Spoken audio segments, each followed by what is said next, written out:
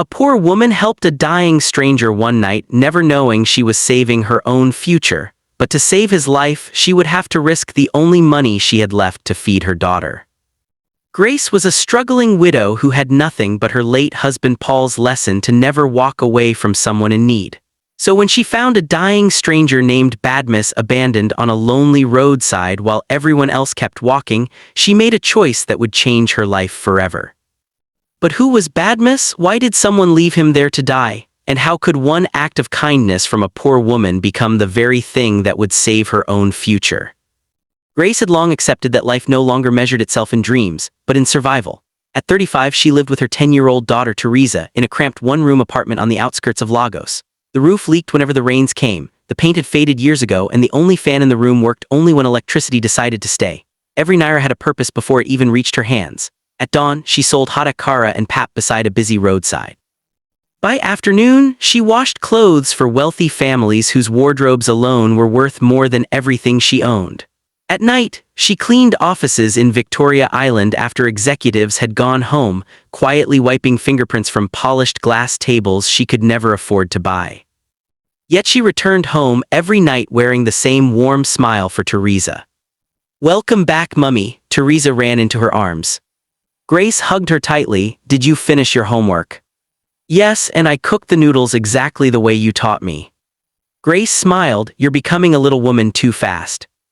Their laughter briefly filled the tiny room, but Grace's eyes soon drifted to an old framed photograph resting on a wooden shelf. Paul smiled back from the picture, standing proudly beside his wife and their much younger daughter. 7 years had passed since his death, but his absence still felt fresh. A familiar ache settled in her chest. Before life became a daily struggle, Paul had been a respected secondary school teacher. His salary was modest, but the little family had never gone to bed hungry. More importantly, Paul believed that a person's wealth was measured by the lives they touched, not the money they possessed. That belief shaped every decision he made and quietly became the foundation of Grace's own character. The memory returned as vividly as if it had happened yesterday. During a church outreach years earlier, Grace had watched Paul give away the last food package they had planned to take home. She had whispered, "Paul, what will we eat tonight?" Paul only smiled. "God has never failed us before." She shook her head playfully. "One day you'll make us poor helping everybody." He laughed, taking both her hands. "If helping people makes us poor, then we're already richer than those who have everything but compassion." She had laughed then. She never imagined those words would become the promise that would one day define her destiny. Grace gently wiped a tear before Teresa could notice. Outside, the distant hum of traffic echoed through the night, while somewhere far beyond the city lights, another life was already moving toward hers, a man named Badmus, whose fate had begun to unravel long before he would ever meet the poor widow who unknowingly held his future, and her own. The following morning began like every other, but neither Grace nor Teresa realized it would be the last ordinary day they would ever know. Before sunrise, Grace wheeled her small wooden cart to the roadside, arranging freshly fried akara beside a steaming pot of pap.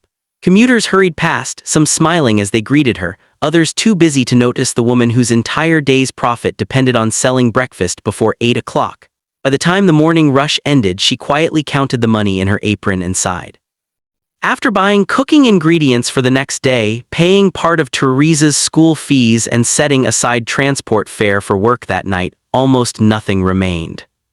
That afternoon, while Grace scrubbed expensive clothes in the spacious home of a wealthy family, Teresa stayed behind at school. Unknown to her mother, she had been tutoring younger pupils in mathematics for weeks. She refused to watch Grace struggle alone. Every small payment she received was carefully folded and hidden inside an old exercise book beneath her bed. She dreamed that one day the savings would surprise her mother enough to make her smile without worry. Late that evening, Grace returned home briefly before leaving for her night cleaning job. "Mummy," Teresa asked softly, "when I become a doctor, you'll stop working so hard, won't you?" Grace smiled, gently touching her daughter's cheek. "I'll stop the day I know you've achieved every dream your father wanted for you." Teresa hugged her tightly. "I'll make you proud." "You already do." As Grace stepped outside, she instinctively looked at Paul's old photograph hanging near the door. His familiar smile seemed to follow her. She whispered, "Keep watching over us." Miles away, a black SUV sped along the Lekiepe Expressway. Inside sat Chief Badmus, one of Nigeria's most respected businessmen, studying documents with a troubled expression. Across the page were financial records exposing billions of naira stolen from his company. Earlier that evening, he had quietly informed his trusted lawyer, Clifford, that someone close to him had betrayed him.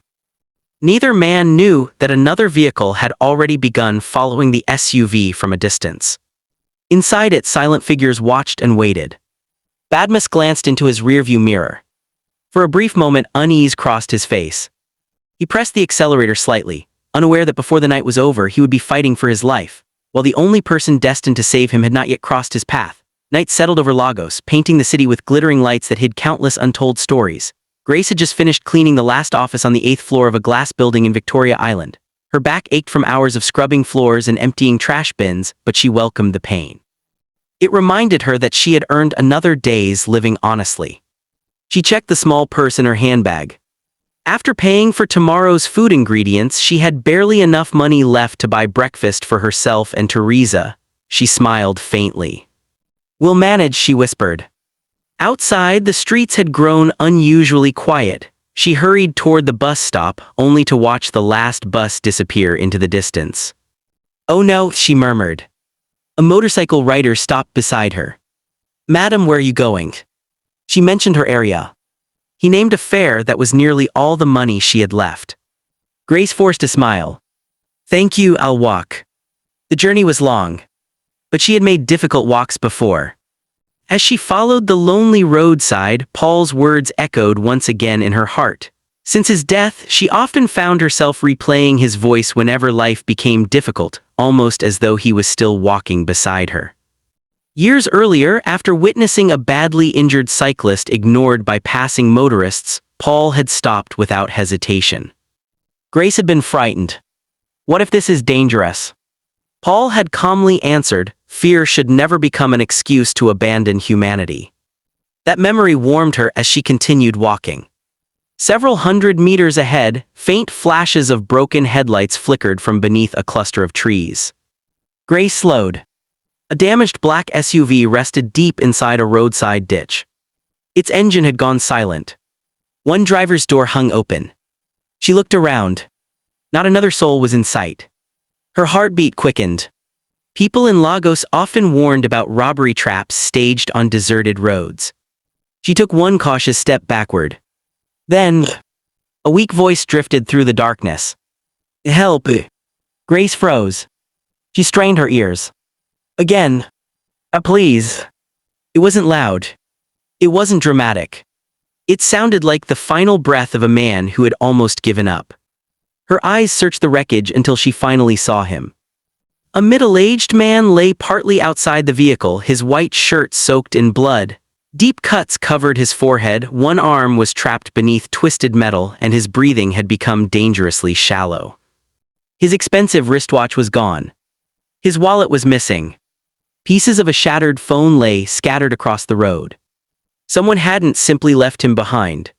Someone had made sure he couldn't call for help. Grace instinctively reached for her phone, then stopped. The remaining airtime on it was all she had. If she used it now, she wouldn't even have enough money to call Teresa in an emergency tomorrow. She looked toward the road. 2 cars sped past. Neither slowed down. The dying stranger opened his eyes for barely a second. Their eyes met. Then his head fell still. Grace stood frozen between poverty and compassion, knowing that whichever choice she made in the next few seconds would change 2 lives forever. Grace's hands trembled as she stared at the unconscious stranger. "If this is a trap," she whispered to herself, "then I'm risking everything." She looked down at her phone again. The remaining airtime was barely enough to make one emergency call. If she used it now, she would have no way to contact Teresa the next day. For a brief moment, she closed her eyes. Then Paul's voice echoed in her memory. "Grace, never walk past someone who truly needs your help." She opened her eyes with quiet determination. "No, I can't leave him."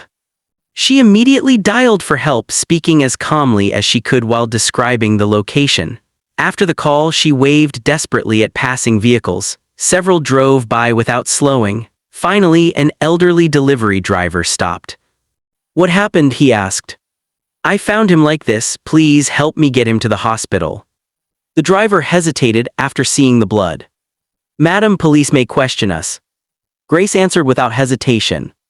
"If we leave him here, he will die." The old man nodded. "You're right." Together they forced open the damaged door and carefully lifted the injured man into the van.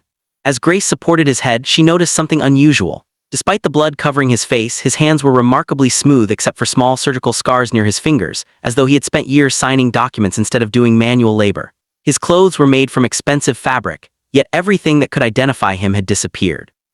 Whoever attacked him hadn't intended for anyone to know who he was. At the hospital, doctors rushed him into the emergency room. A nurse hurried toward Grace. "Are you related to him?" Grace shook her head. "I've never seen him before tonight." "Then why did you bring him here?" Grace glanced toward the operating theater, where doctors fought to keep the stranger alive. "Because someone had to." The nurse looked at her silently, unaware that this simple answer would one day connect Grace's fate to the unknown man lying behind those hospital doors. Hours crawled by inside the hospital waiting area. The fluorescent lights buzzed overhead while Grace sat alone on a hard plastic chair, her work uniform still stained with the stranger's blood. She glanced at the old wall clock every few minutes. It was already past 2 in the morning. Her phone vibrated. It was Teresa. "Mummy, are you coming home?" Grace quickly wiped away her tears. "I'm sorry, my love, something happened on my way home." "Are you okay?" "Yes, sweetheart, I'm safe." "Should I be worried?" Grace forced a smile, though Teresa couldn't see it. "No, lock the door like I taught you. I'll explain everything when I get home." "Okay, I love you." "I love you more." The call ended, leaving Grace with an aching heart. She hated leaving Teresa alone, but she couldn't bring herself to walk away before knowing whether the stranger would live. Nearly an hour later, the operating theater doors finally opened. A doctor removed his gloves and approached her.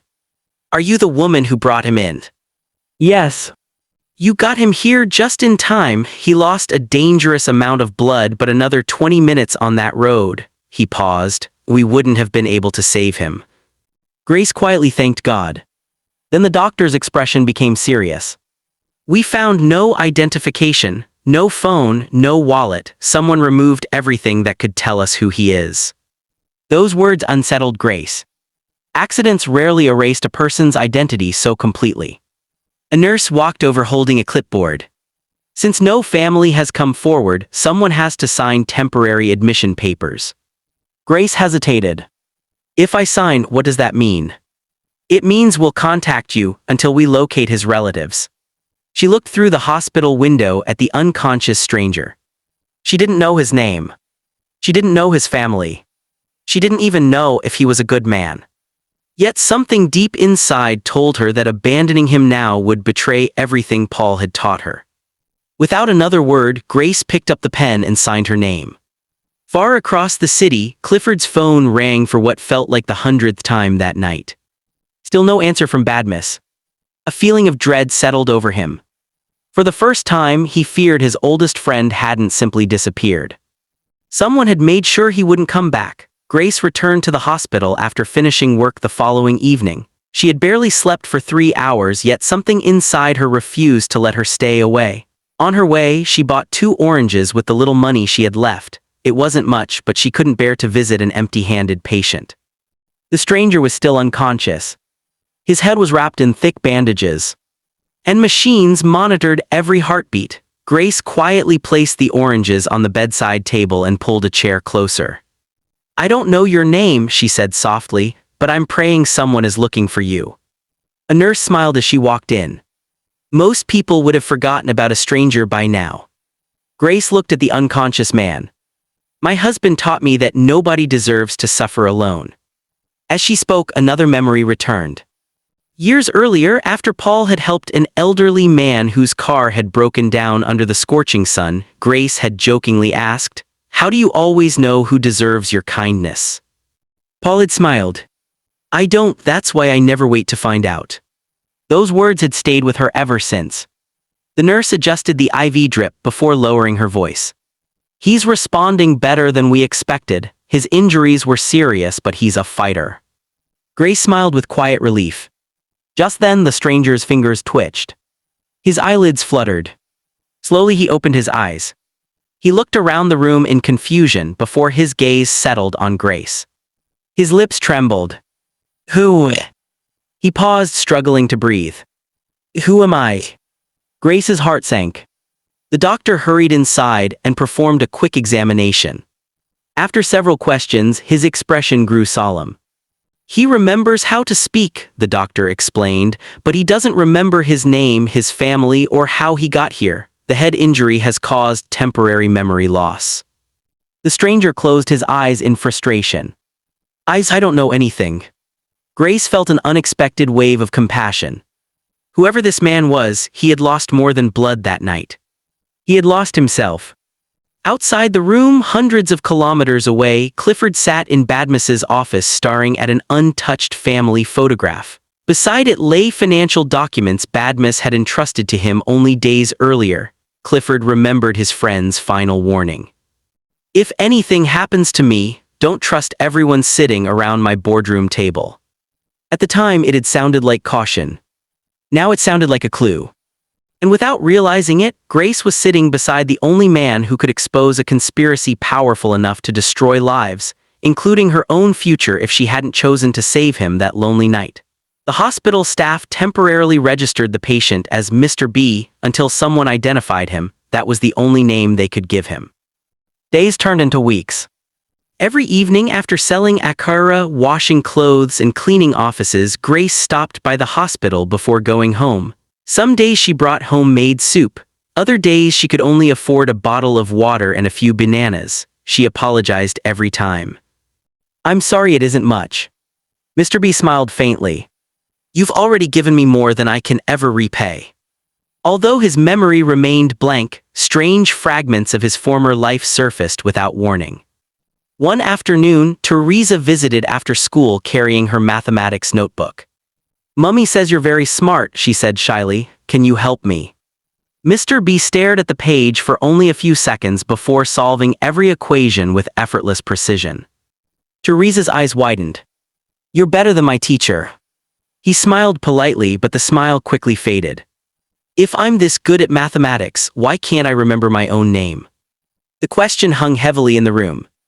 Later that week, a television mounted in the hospital waiting area aired a business report. The camera briefly showed the headquarters of Badmus Adebio Group, one of Nigeria's largest construction companies. Mr. B happened to glance at the screen. A sharp pain shot through his head. For a split second, he saw towering buildings, crowded boardrooms, signed contracts, and a polished conference table. Then the images vanished. He grabbed his forehead. Grace rushed to him. What happened? I saw something. What did you say? I don't know, he shook his head in frustration. It's like my mind is trying to remember, but something is blocking it.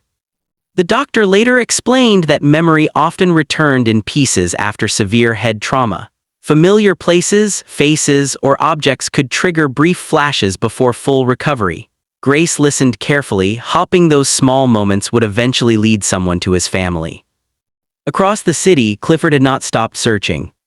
He visited police stations, private hospitals, and morgues, refusing to believe his closest friend was dead. Every lead ended in disappointment, but one detail refused to leave his mind. Badmus had disappeared on the very night he planned to expose massive fraud inside his company. Meanwhile, in an executive boardroom, Victor sat confidently at the head of the table. The chairman is presumed dead, he announced calmly. The company must move forward. No one noticed the slight smile that crossed his face. But far away, the man Victor believed was dead was slowly recovering, and every forgotten memory that returned brought him one step closer to uncovering the truth.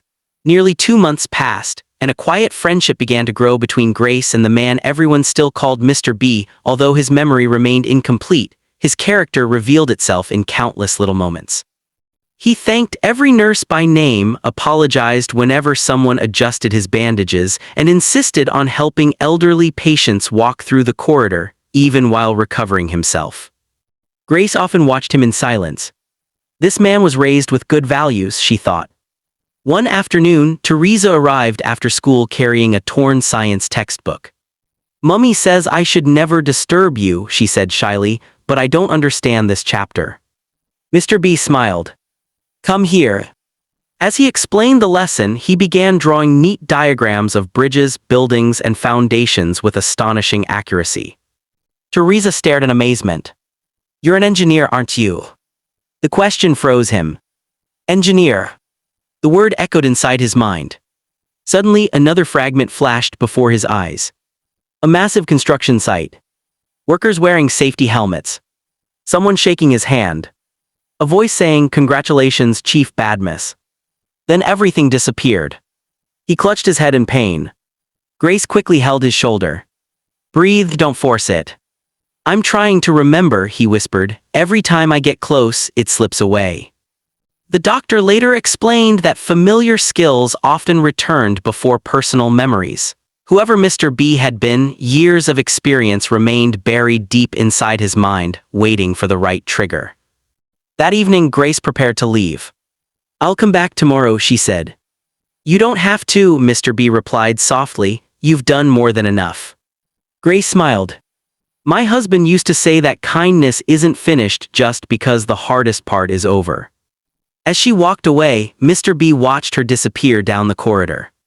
For the first time since waking up, he felt something stronger than confusion. Gratitude. He didn't know who he had been before the accident. But he knew one thing with certainty. If Grace had chosen to keep walking that night like everyone else, he would never have lived long enough to search for his past. Outside the hospital, another story was unfolding. Clifford sat inside his car studying traffic camera footage obtained after weeks of persistence. One blurry image caught his attention, a black SUV being forced off the road by another vehicle moments before the crash. His heart pounded. Badmus hadn't been the victim of an accident. Someone had tried to murder him. And if the people responsible discovered he was still alive before his memory returned, they would almost certainly come back to finish what they had started. The following afternoon, Clifford walked into the hospital carrying a worn leather briefcase and a heart weighed down by weeks of unanswered questions. He had visited dozens of hospitals across Lagos, but something about the traffic footage kept pulling him back to this one. According to the timestamp, an unidentified victim had been admitted on the very night Badmus disappeared. At the reception desk, he quietly asked, I'm looking for a man admitted after a road crash nearly 2 months ago. He had no identification. The nurse hesitated before replying, we know him as Mr. B. Clifford's heart skipped. He followed her down the corridor. Inside the room, Grace was helping Mr. B practice writing simple words the doctor had suggested might stimulate his memory. Teresa sat nearby doing her homework. When Clifford stepped into the doorway, Mr. B looked up. Their eyes met. For several seconds, neither spoke. Clifford slowly removed an old family photograph from his briefcase. It had been taken during the opening of Badmus's first community hospital years earlier. He placed it gently on the bed. Do you recognize anyone? Mr. B stared at the picture. At first, nothing. Then his breathing quickened. His fingers began to tremble. Suddenly, memories crashed into his mind like waves breaking against a cliff. Board meetings. Construction sites. His wife smiling beside him. The Badmus Foundation. Victor secretly changing financial records. The late-night meeting. A black SUV chasing him. The violent impact. The men pulling him from the wreckage. One of them saying, take his wallet and phone. Nobody must know this is Chief Badmus. Then, a woman kneeling beside him. A soft voice pleading, please stay with me. Grace. His eyes filled with tears. He looked at Clifford. My name. He paused, emotion overwhelming him. My name is Chief Badmus Adebio. Clifford broke down instantly, embracing his oldest friend. Thank God you're alive. Grace stood frozen. She had spent weeks caring for a man she believed was an ordinary stranger. She had no idea he was one of the most respected businessmen in Nigeria. Badmus slowly turned toward her. His voice trembled. It was you. You saved my life. Grace smiled gently. I only did what anyone should have done. Badmus shook his head.